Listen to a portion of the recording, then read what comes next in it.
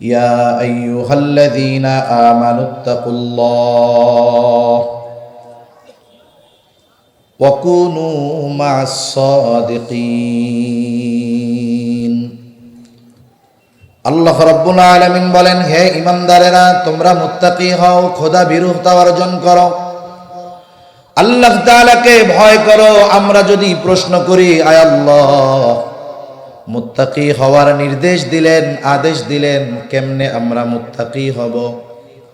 আল্লাহ তাআলা বলেন, ওয়াকুনু মা'আস সাদিকিন। বান্দা, তুমি যদি মুত্তাকি হতে চাও, কেমন যেন আল্লাহ তাআলা বলতেছেন, বান্দা তুমি যদি মুত্তাকি হতে চাও, সত্যবাদীদের সঙ্গী হয়ে যাও। আল্লাহ রাব্বুল আলামিন এইখানে বলেন নাই দানশীলদের সঙ্গী হয়ে যাও, আবেদের সঙ্গী হয়ে যাও। আল্লাহ তাআলা কেন সাদিকিন বললেন, সত্যবাদী বললেন, বুজুর্গানে দিন বলেন? এই বিষয়টা হলো মূলত এইরকম, একটা মানুষ সত্যবাদী হওয়ার জন্য অন্যায় দরকার হয়, আর যেই লোকটা মূলত সত্যবাদী হয় তার মধ্যে অন্যান্য সব ধরনের গুণ পাওয়া যায়। একটা মানুষ যখন সব ভালো গুণে গুণান্বিত হয়, এরপরেই সে পরিপূর্ণ সত্যবাদী হতে পারে, এমনটা কখনো হবে না। একজন মুমিন সত্যবাদী, সে ইবাদত ঠিকমতো করে না, এটা কখনো হবে না। একজন মানুষ সত্যবাদী হবে কিন্তু সে দান সাদাকা করবে না, এটা হতেই পারে না। একজন মানুষ সত্যবাদী, সে গুনার থেকে বাঁচবে না, এটা হতেই পারে না। এই জন্য যেই মানুষটা আসলে সত্যবাদী, তার মধ্যে অন্যান্য সব গুণের সমন্বয় পাওয়া যায়। সুবহানাল্লাহ বলেন। এই জন্য নবীজি সাল্লাল্লাহু আলাইহি ওয়াসাল্লাম সত্যবাদিতার প্রশংসা করেছেন। সাথে সাথে নবীজি সাল্লাল্লাহু আলাইহি ওয়াসাল্লাম বলেন, ইন্নাস সিদকা ইয়াহদি ইলাল বির ওয়া ইন্নাল বিররা ইয়াহদি ইলাল জান্নাহ। নবীজি বলেন, নিশ্চয়ই মানুষ সত্য মানুষকে কল্যাণের পথ দেখায়, কল্যাণ মানুষকে জান্নাতের পথ দেখায়। আর এই সত্যবাদিতার গুণ যেই লোকটা অর্জন করতে পারে, তার মধ্যে বাকি সব ভালো গুণের সমন্বয় পাওয়া যায়। এই জন্য আল্লাহ তাআলা এক নম্বরে জানায় দিলেন, মুমিন, তুমি যদি মুত্তাকি হতে চাও, সত্যবাদীদের সঙ্গী হয়ে যাও। এখানে একটা বিষয় গুরুত্বপূর্ণ আছে, সাদিক এক বচন আর সাদিকিন আল্লাহ তাআলা বলেছেন বহু বচন। কেন আল্লাহ তাআলা বহু বচন এখানে আনলেন? এটা আমার কথা না, আমি তো শুনে শুনে আপনাদেরকে বলতেছি আর কি, পয়রা শুইনা যতটুকু আমার জেহেনে আছে বলতেছি। কেন আল্লাহ তাআলা বহু বচন বললেন? বলার অন্যতম একটি কারণ এটা হতে পারে, একটা মানুষের পরিচয় একটা হয় না, একটা মানুষের অবস্থান এক জায়গায় হয় না। একটা মানুষ যেখানেই থাকুক না কেন, যেই অবস্থানেই থাকুক না কেন, সব জায়গায় সে যাকে বন্ধু হিসাবে গ্রহণ করবে, নিঃসন্দেহে তাকে সত্যবাদী এই গুণে গুণান্বিত হতে হবে। ঠিক কিনা বলেন?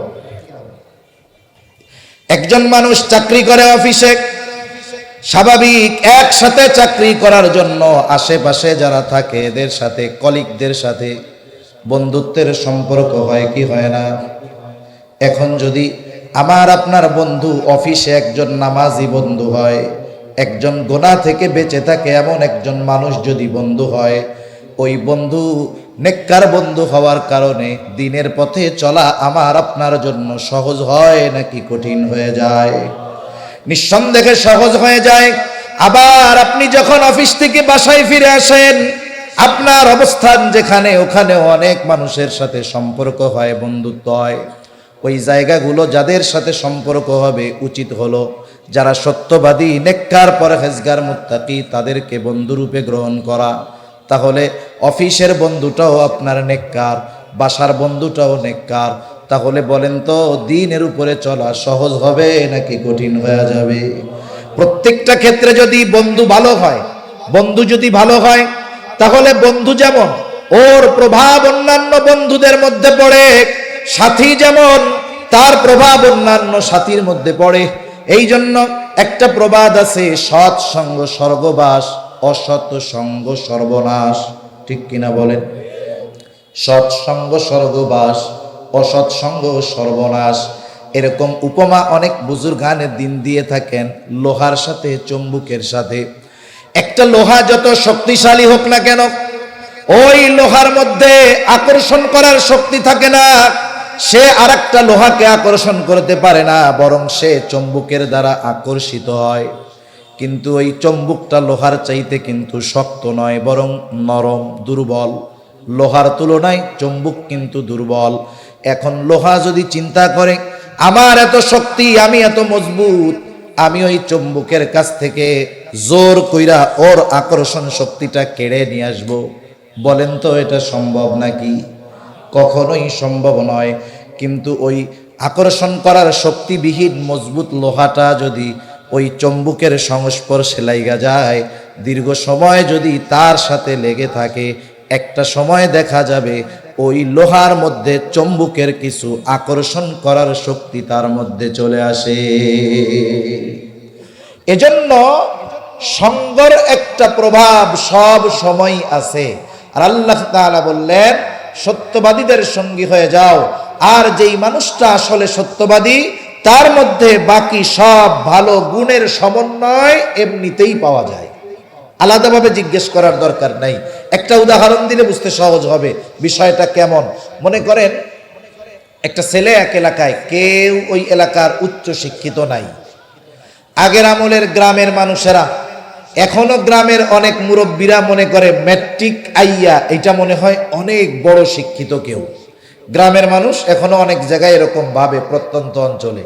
তা ওই গ্রামের একজন শহরে লেখাপড়া করে বিসিএস ক্যাডার হয়েছে, ভার্সিটি থেকে অনার্স মাস্টার্স সব কমপ্লিট করছে, বিসিএস ক্যাডার হয়েছে, বড় সরকারি চাকরি পেয়ে গেছে।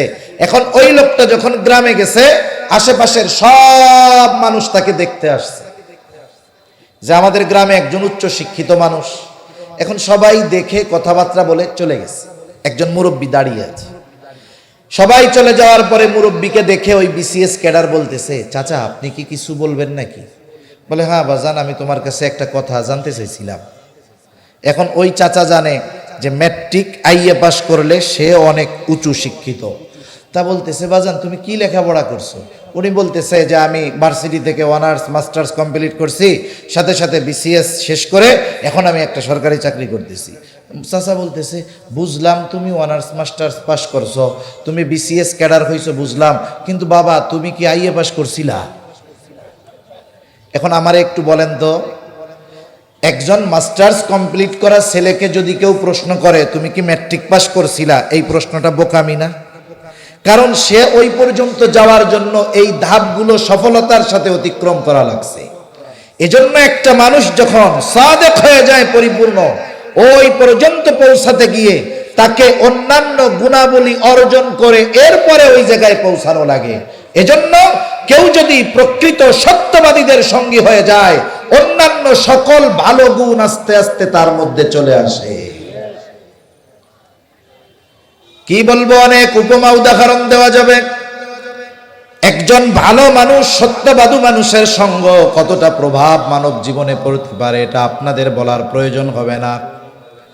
আজকে এশার আগে দেওয়ানার হযরত এখানে বয়ান করে গেছেন, একজন জেনারেল শিক্ষিত মানুষ, ঠিক কিনা বলেন?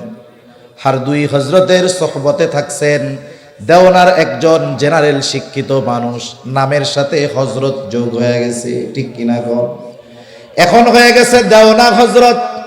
দেশের হাজারো উলামায়ে কেরাম ওই যে হারদুই হযরতের কাছ থেকে যেই আকর্ষণ নিজের মধ্যে নিয়েছেন, সেটা পাওয়ার আশায় দেশের হাজারো উলামায়ে কেরাম ওনার সংস্পর্শে আসে না নাই? এই যে কিছুদিন আগে আরাক আল্লাহর ওলি মারা গেছে, প্রফেসর হযরত রহমাতুল্লাহি আলাইহি হামিদুর রহমান, বিসিএস ক্যাডার, বুয়েটের প্রফেসর হাফেজি হুজুর রহমাতুল্লাহি আলাইহির সোহবতে থেকে এত দামি হয়ে গেছে, নামি হয়ে গেছে প্রফেসর হযরত। দেশের হাজারো উলামায়ে কেরাম ওনার সংস্পর্শে গেছে। উনি যেই আকর্ষণটা হাফেজি হুজুর রহমাতুল্লাহি আলাইহির থেকে লাভ করেছেন, ওনার থেকে ওই আকর্ষণগুলো অর্জন করার জন্য দেশের হাজারো উলামায়ে কেরাম ওনার সোহবতে গিয়েছেন। এই জন্য বাস্তব কথা হইল একটা মানুষ যদি বাস্তবেই প্রকৃত মুত্তাকি হতে চায়, প্রকৃত আহলুল্লাহ তথা সাদিকিনদের সঙ্গ ছাড়া কখনোই সম্ভব নয়। এটা অসম্ভব। অর্জিত হতে পারে কিন্তু বাস্তবটা অর্জিত হবে না। আপনাদেরকে তো আর দামি শব্দ চেনানো লাগবে না। দামি শব্দের নাম শুনছেন? শুনে নাই মনে হয়। দামি শব্দের নাম শুনেন নাই? যেমন দামি মোবাইল, দামি নির্বাচন, দামি প্রার্থী, এসব বলে কিছুই শোনে নাই। শুনছেন না? এখন মনে করেন দামি কাকে বলে? দামি হইল অরিজিনালটার দেখতে হুবহু কিন্তু আসলে অরিজিনাল না। বুঝেন নাই? সোহবতবিহীন মুত্তাকি বুজুর্গ দেখতে ওই রকম বুজুর্গের মতো, কিন্তু এটা দামি বুজুর্গ, অরিজিনাল বুজুর্গ নয়। সেজন্য আল্লাহ তাআলা এক নম্বরে বললেন, মুমিন যদি মুত্তাকি হতে চাও তাহলে সাদিকিনদের সঙ্গী হয়ে যাও। 2 নম্বর, আল্লাহ তাআলা কোরআনুল কারীমের আরেক জায়গায় বলেন, ইয়া আইয়ুহাল্লাযীনা আমানুত্তাকুল্লাহ, হে ঈমানদারেরা তোমরা আল্লাহ তাআলাকে ভয় করো। আমরা যদি প্রশ্ন করি, আল্লাহ কেমন করে আপনাকে ভয় করব, মুত্তাকি হব, খোদা ভীরুতা অর্জন করব? আল্লাহ তাআলা বলেন, ওয়াকুলু কওলান সাদীদা, সোজা কথা বলো, সত্য কথা বলো। দেখেন সাদিকিনদের সাথে এই কথা বলার সম্পৃক্ততা আছে না নাই? এজন্য আমাদের সব সময় সত্য কথা, হক কথা, বাস্তব কথা বলায় অভ্যস্ত হতে হবে। আমরা ঘুরাইয়া ফিরাইয়া সত্যকে মিথ্যা বানায়া, মিথ্যাকে সত্য বানায়া এটা বলার চেষ্টা করব না। কারণ মিথ্যা যদি আমরা বলি, এটা হলো সকল গুনাহের মা। মিথ্যা কি বলেন? সকল গুনাহের মা। এজন্য মিথ্যা ছাড়বো, আমরা সোজা সাপটা কথা বলবো, সত্য কথা বলবো, হক কথা বলবো, এবং জবানের যত গুনাহ আছে সব গুনাহ থেকে এই জবানকে আমরা পবিত্র রাখবো, ইনশাআল্লাহ। রাখবো তো?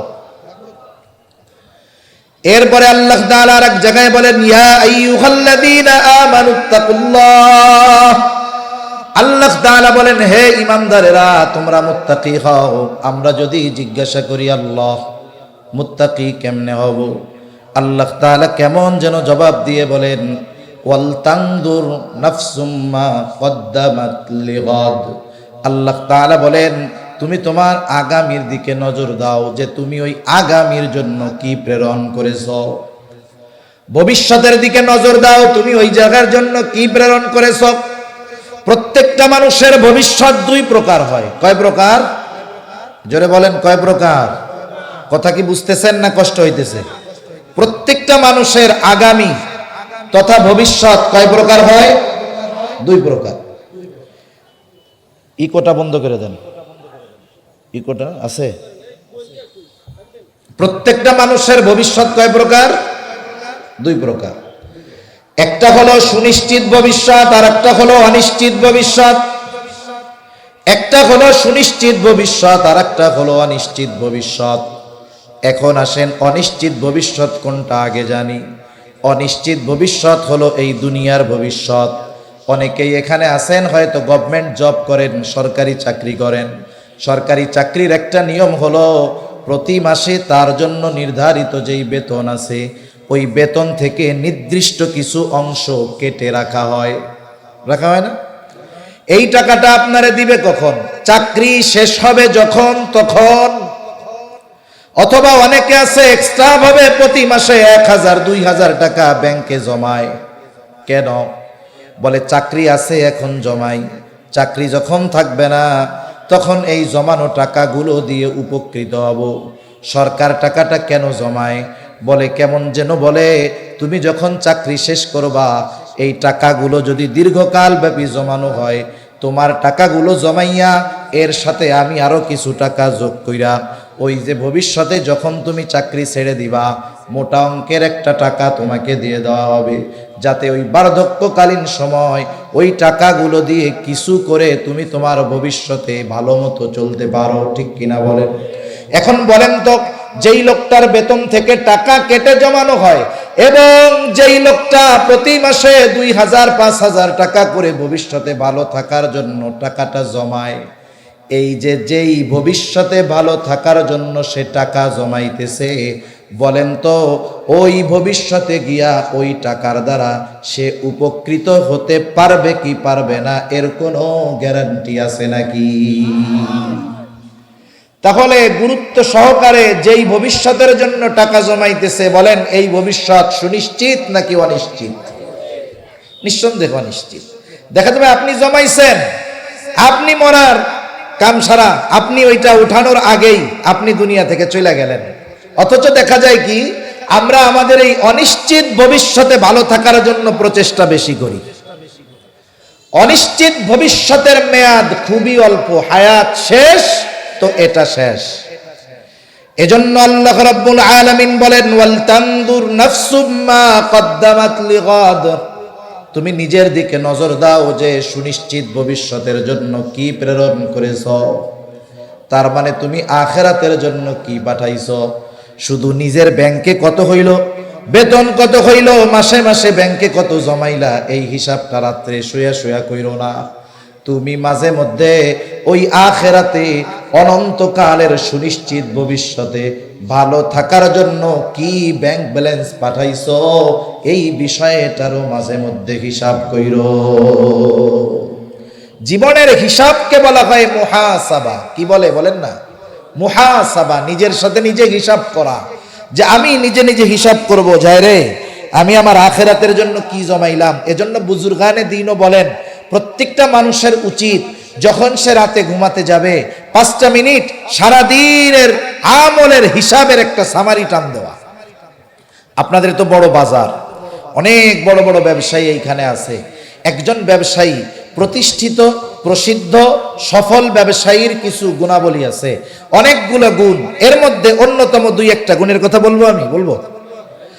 সফল ব্যবসায়ী যে, সে প্রতিদিন দোকান বন্ধ করে বাসায় যাওয়ার আগে সে একটা হিসাব করে। তার হিসাবটা সাধারণত 2 বা 3 ধরনের হয়। এক নাম্বার হিসাব করে আজকে সারা দিনে বেচা কেনা কত হইল। 2 নাম্বার হিসাব আজকে সারা দিনে বাকি কত গেল। 3 নাম্বার হিসাব আজকে সারা দিনে সে কত টাকার মাল জিনিস কিনলো। এই 3টাকে সামনে রেখে সে সারা দিনের হিসাব করার পরে সে বুঝতে পারে যে আজকে আমার ব্যবসায় লাভ কত আছে। মনে করেন যে যেই ব্যবসা করে, সিমেন্টের ব্যবসায়ী, মনে করেন সে হিসাব করেছে আজকে দিনে তার 1 লাখ টাকা সেল হয়েছে। কয় লাখ? একটু জোরে বলেন, কয় লাখ? 1 লাখ। মাসলা মাসাইল তো আর জিজ্ঞাসা করতেছি না, জিজ্ঞাসা করতেছি তো অন্য কিছু। যা জিজ্ঞাসা করি একটু জোরে বললে আমার একটু ভাল লাগে যে ওনারা আপনারা বুঝতেছেন, না বুঝলেও একটু জোরে কইয়া বুঝার ভান করেন। তাহলে সারাদিনে বেচা কেনা কত হয়েছে। এখন যে যেই ব্যবসা করে বলেন তো, সেই ব্যবসার সেলের উপরে লাভ কত, এটার আইডিয়া তার আছে না নাই? তার হিসাব আছে 1 লাখ টাকায় 20,000 টাকা তার ব্যবসা হবে, লাভ হবে। এখন বাকির খাতা টান দিয়া দেখে বাকি গেছে 30,000। তাহলে আজকের দিনে 20,000 লাভ ছিল, বাকি 30,000 গেল। তার মানে লাভের টাকা কি তার পকেটে আছে? লাভের টাকা তো নাই, বরং মূল পুঁজি থেকে আরো 10,000 অন্যের পকেটে আছে। সে চিন্তা করতেছে বাকির আর এক নাম তো ফাঁকি। এই গতিতে যদি ব্যবসা চলে তাইলে তো আমার ব্যবসা 1 মাসে শেষ। এবার সে চিন্তা করবে আমার 1 লক্ষ টাকা সেল, বেচা কেনা দরকার নাই, আমি 30,000 বাকি বাদ দিয়ে দিব, আমার বিক্রয় হবে 70,000। 70,000 যদি বিক্রি হয় তাহলে আমার 14,000 নগদ লাভ থাকবে। 1 লাখ টাকা বেচা 30,000 বাকি দিয়া লাভ আর আসল অন্যর পকেটে না দিয়া 70,000 টাকা বিক্রয় করে 14,000 টাকা নিজ পকেটে থাকাই নিরাপদ। ঠিক কিনা বলেন? হিসাবের পরে সে দোকানের কর্মচারীরা কি বলবে? এরকম বলবে, এই আগামীকাল থেকে আমার আব্বা এসেও যদি বাকি চায় খবরদার দিবি না। অন্যরা তো বাপ, আমার বাপ চাইলেও কি দিবা না, বাকি দিবা না। এই যে ব্যবসায়ী রাতের বেলায় হিসাব ক্লোজ করার পরে আগামী দিন তার ব্যবসার পলিসি নির্ধারণ করে এরপরে বাড়িতে যায়, এই ধরনের ব্যবসায়ী স্বল্প পুঁজি নিয়ে ব্যবসা শুরু করলেও এক সময় তার ব্যবসা বিরাট পরিধি লাভ করে। কিন্তু কিছু দোকানদার আছে দেখবেন অনেক পুঁজি নিয়ে ব্যবসা শুরু করছে, কিন্তু জীবনেও খাতা কলম ধরে না, দোকান অগোছালো রেখে বেহিসাবি দোকান বন্ধ করে চলে যায়। দেখবেন 50 লাখ টাকা নিয়ে ব্যবসা শুরু করছে, 1 বছর না যাইতেই ওনার দোকানে খালি ডিব্বা ছাড়া আর কোনো কিছুই নাই। এমন দোকানদার তো 2-4 জন আপনারা দেখেন নাই, দেখছেন? এখন দেখেন, দুনিয়ার লাইনে একজন মানুষ যদি তার দুনিয়ার ওই কর্মের হিসাবটা যথাযথভাবে করে তাহলে সে সফল ব্যবসায়ী হতে পারে। আরে আখিরাতের লাইনে একজন মানুষ যদি তার জীবনের আমলের হিসাব যথাযথভাবে করে, নিঃসন্দেহে সে আখিরাতে একজন সফল মানুষ হবে। ঠিক কিনা? এজন্য আমাদের জীবনের সাথে হিসাব করার দরকার। এটাকে বলা হয় মুহাসাবা।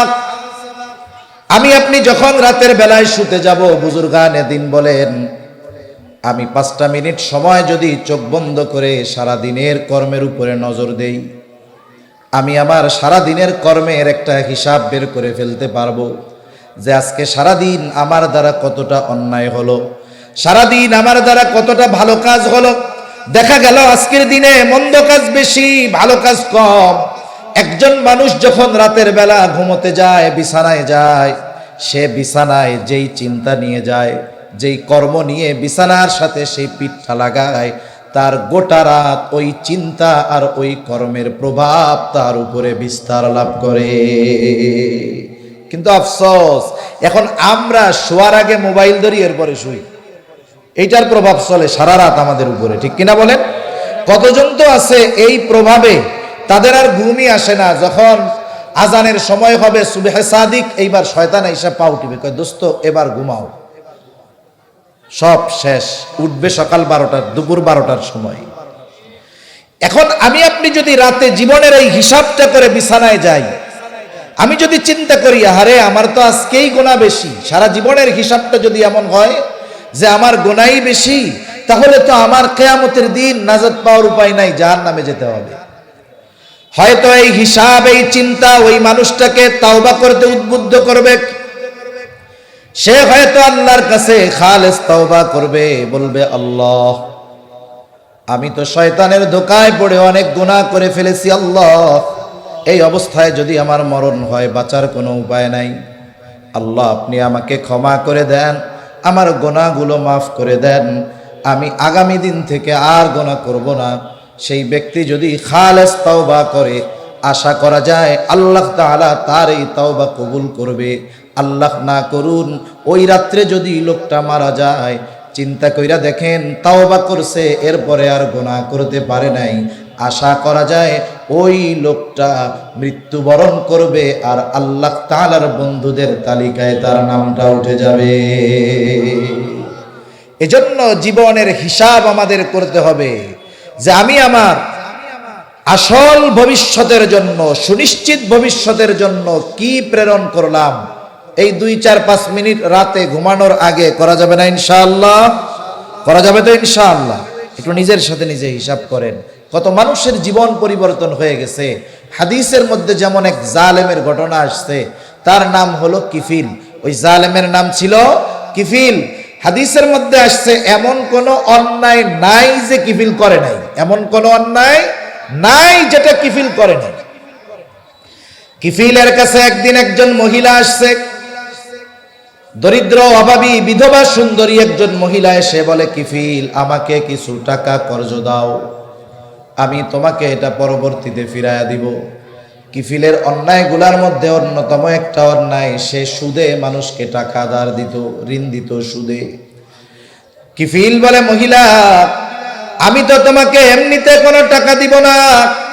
মহিলার চেহারার দিকে তাকাইয়া কিফিলের মধ্যে শয়তানি চিন্তা জাগ্রত হয়ে গেল। কিফিল বলে, তোমাকে টাকা দিতে পারি একটা শর্তে, সুদ দেওয়া লাগবে না, নির্ধারিত দিনে তুমি আমার সাথে গোপন অভিসারে লিপ্ত হবা, জেনায় লিপ্ত হবা।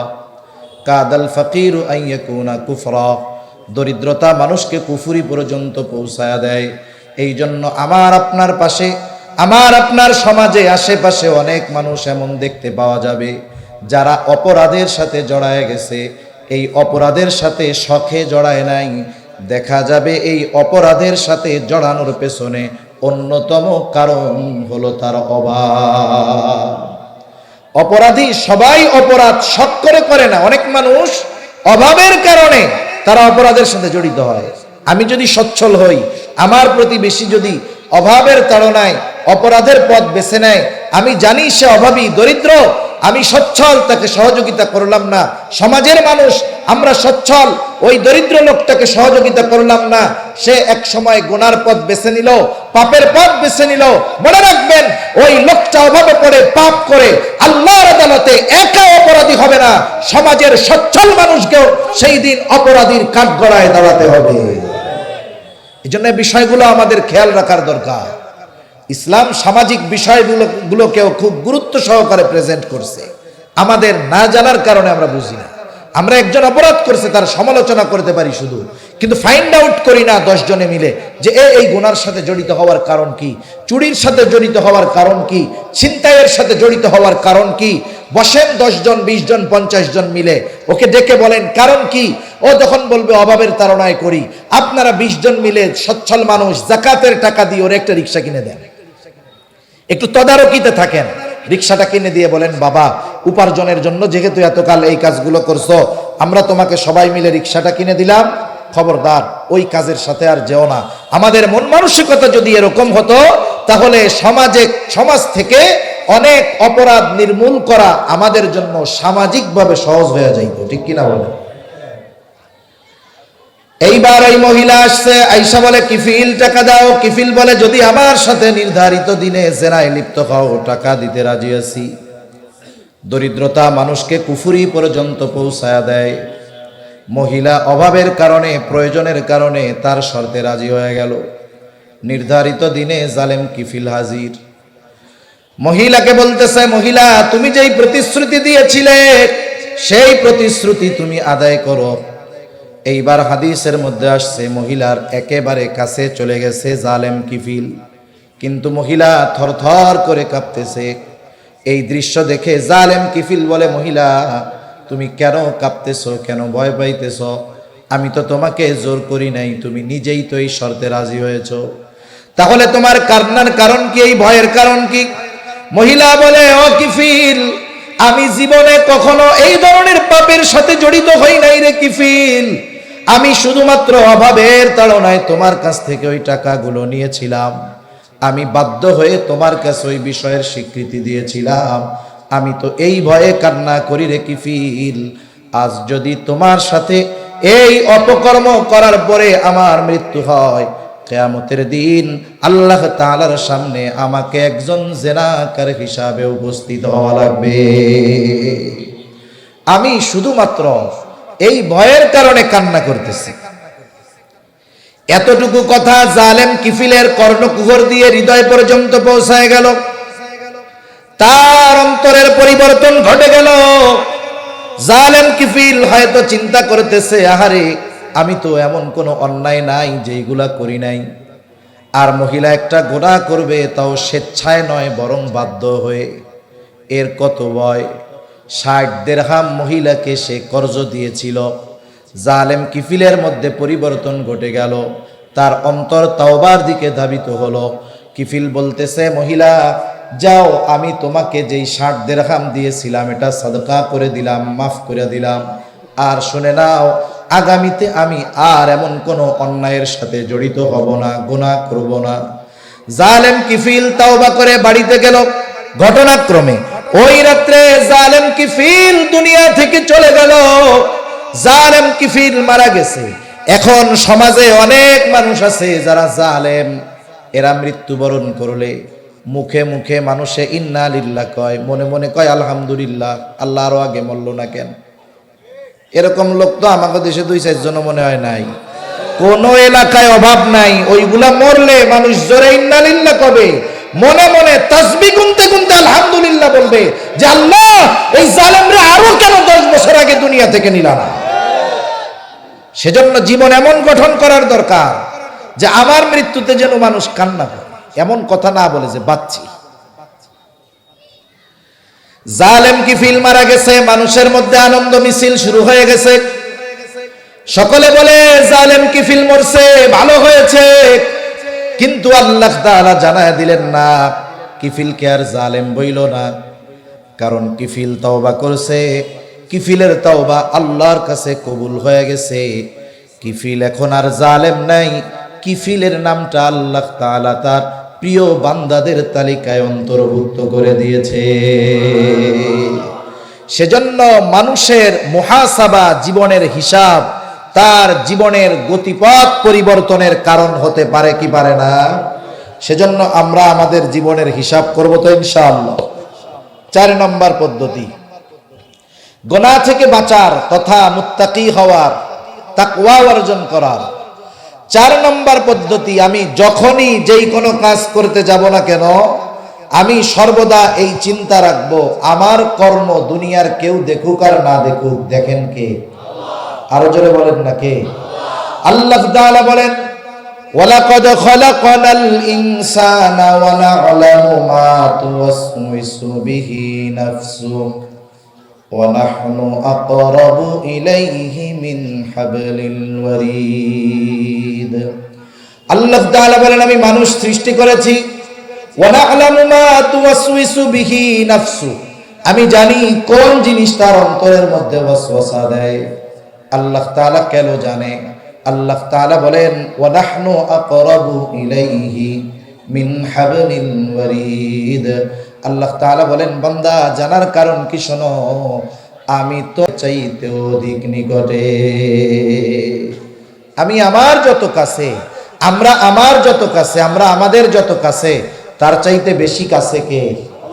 আরো জোরে বলেন না কে? আল্লাহ আমাদের সব জানে, সব দেখে, সর্বহালতে দেখে।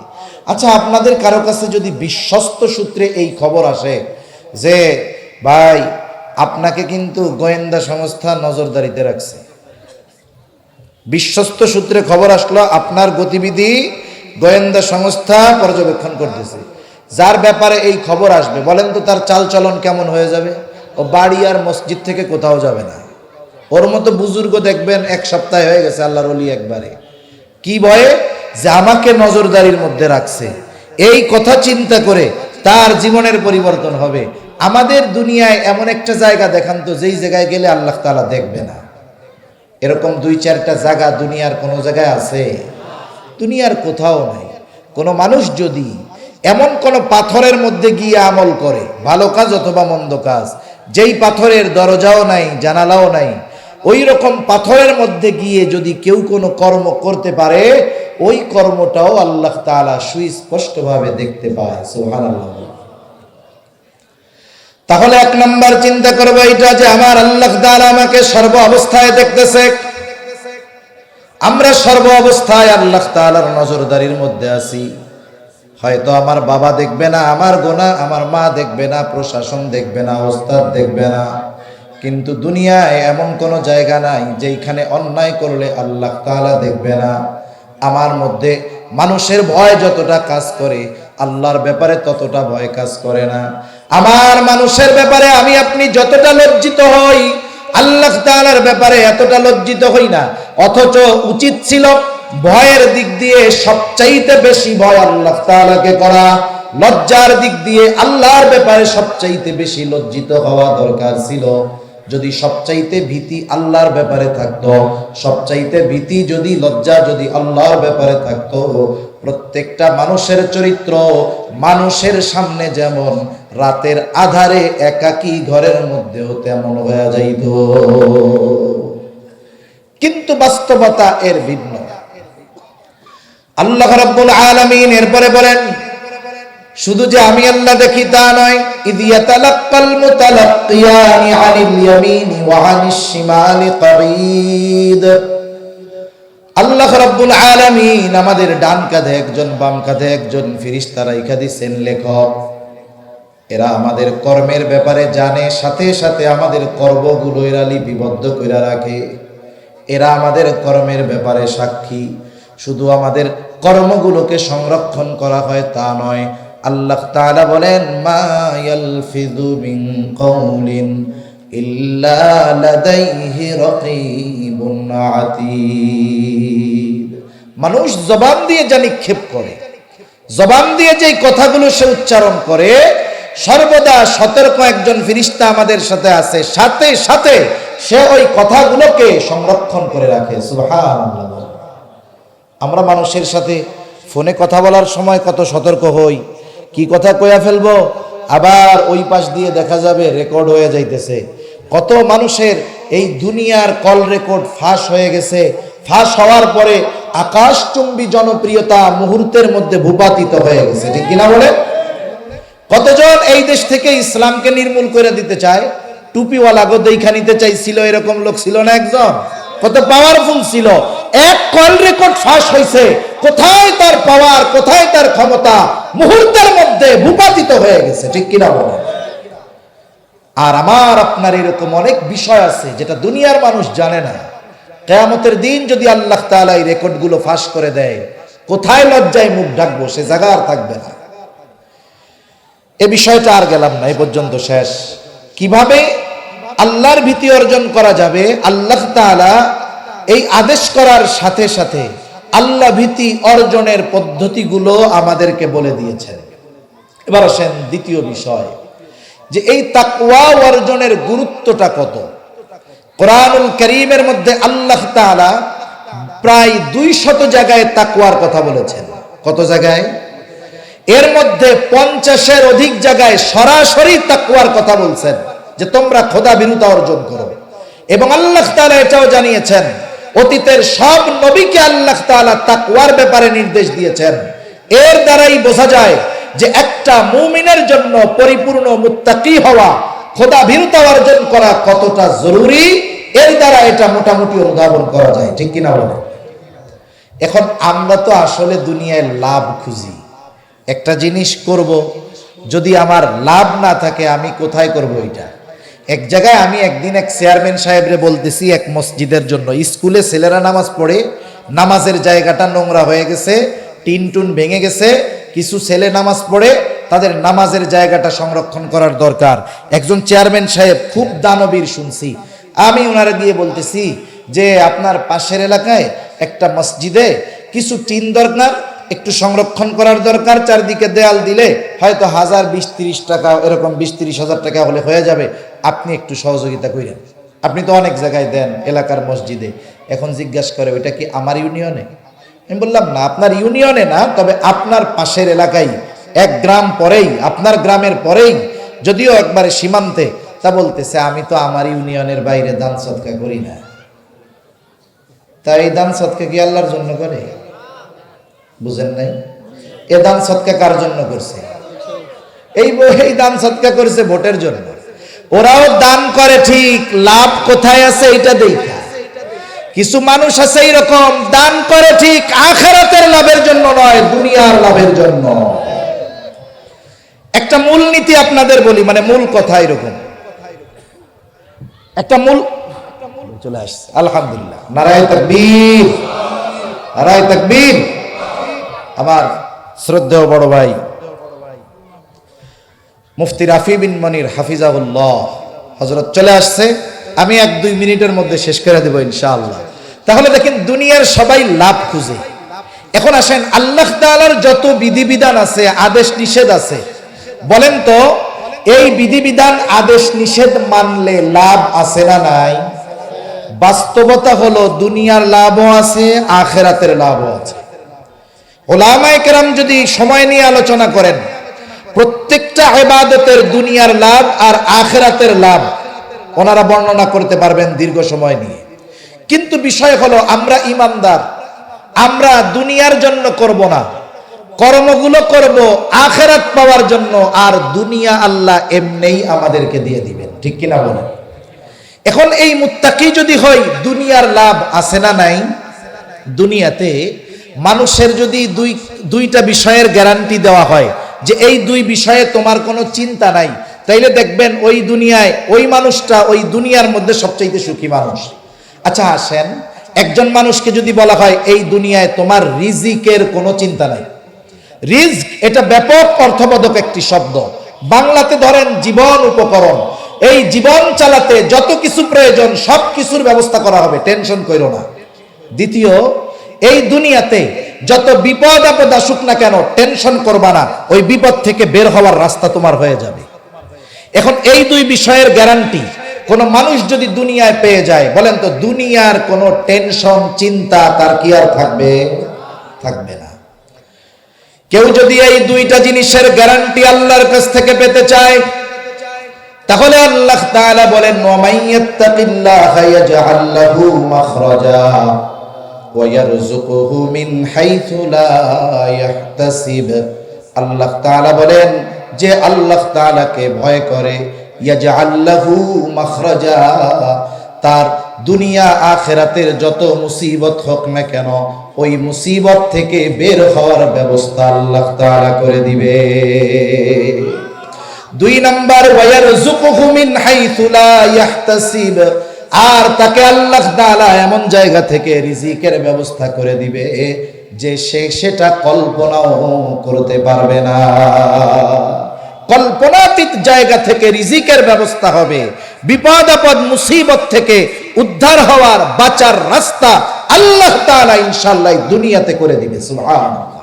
আমি দুনিয়ার লাভ আর বলবো না, এবার আখিরাতের একটা লাভ বলি। আখিরাতের লাভ তো অনেক। আল্লাহ তাআলা মাফ করবেন, মুত্তাকিদেরকে একেবারে আহ্বান করে করে জান্নাতের মধ্যে প্রবেশ করানো হবে। ওয়াসিকাল্লাযীনা ইত্তাকাউ রাব্বাহুম ইলাল জান্নাতি যুমারা।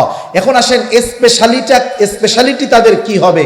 আল্লাহ তাআলা তাদেরকে স্পেশালিটি যেটা দিবেন, যে আল্লাহ সুবহানাহু ওয়া তাআলা ইন্নাল মুত্তাকিনা ফি জান্নাতি ওয়া নাহার ফি মাকআদি সিদকিন ইনদা মালিকিম মুকতাদির। আরে আল্লাহ তাআলা তো জান্নাতে প্রবাহিত নহর তো দিবেনই, সাথে সাথে আল্লাহ সুবহানাহু ওয়া তাআলা তার পাশে বসার জন্য মুত্তাকিদের স্পেশাল চেয়ারের ব্যবস্থা করে দিবে। এ দুনিয়াতে একজন মানুষ একজন বিখ্যাত মানুষের পাশে বসার জন্য কত চেষ্টা করে না? আহকামুল হাকিমিনের পাশে বসার ব্যবস্থা আল্লাহ করে দিবে। ছোট্ট একটা গল্প বলে আমি আলোচনা শেষ করব। আমাদের আল্লামা আহমদ শফি রহমাতুল্লাহি আলাইহি হযরত একবার সফরে যাবেন টেকনাফে। এখন বড় আয়োজন করতেছে ওলামায়ে কেরাম। একজন লোক দেখছে যে এত বড় আয়োজন কাকে নিয়ে, কাকে কেন্দ্র করে, তা বলতেছে যে আমাদের তৎকালীন সময়ের আমির হেফাজত আল্লামা শাহ আহমদ শফি দামাত বারকাতুহুমুল আলিয়া আসবে, এই জন্য আমাদের এই আয়োজন। তা বলতেছে আপনাদের খরচ কত হবে? তা সব খরচ দিয়ে তারা একটা বলছে 14-15 লক্ষ টাকা খরচ হবে। লোকটা বলতেছে যে আমি সব খরচ দিয়ে দিব, আরো বেশি লাগলে দিব, দ্বিগুণ লাগলে দিব, তবে একটা শর্তে। কি শর্তে? বলে আমাকে একটু হুজুরের পাশে বসার ব্যবস্থা করে দিতে হবে, হুজুরের সাথে এক দস্তরখানে খাওয়ার ব্যবস্থা করে দিতে হবে। কর্তৃপক্ষ চিন্তা করছে এইটুক কাম করানো কোনো ব্যাপার হইল নাকি? এতে তো যদি আমাদের সব খরচ বহন করে তাইলে কোনো টেনশন নাই। দেখেন আফসোসের বিষয় হলো হুজুর ওই প্রোগ্রামে যাইতে পারেন নাই। এখন আমি যেই বিষয়টা বোঝানোর জন্য বলতেছি, যাওয়ার প্রতিক্রিয়া কি হয়েছে সেটা ভিন্ন। যেই বিষয়টা আমি বোঝানোর জন্য বলতেছি যে দেখেন দুনিয়ার একটা মানুষের পাশে থাকার জন্য, পাশে একটা চেয়ার পাওয়ার জন্য, সাথে বসে একটু খাওয়ার জন্য একটা মানুষ 20 লক্ষ টাকা ব্যয় করতে পিছপা হয় নাই। আরে মিয়া, আমরা আল্লাহর পাশে আসন পাওয়ার জন্য এই দুনিয়ায় গুনাহমুক্ত জিন্দেগি করতে পারবো না ইনশাআল্লাহ? কারা কারা তৈরি আছেন? নারায়ে তাকবীর, নারায়ে তাকবীর। আল্লাহ তাআলা আমাদের সকলকে গুনাহমুক্ত জিন্দেগি গঠনের তৌফিক দান করুন। আল্লাহ তাআলা সকল প্রকার গুনাহ থেকে বেঁচে থাকা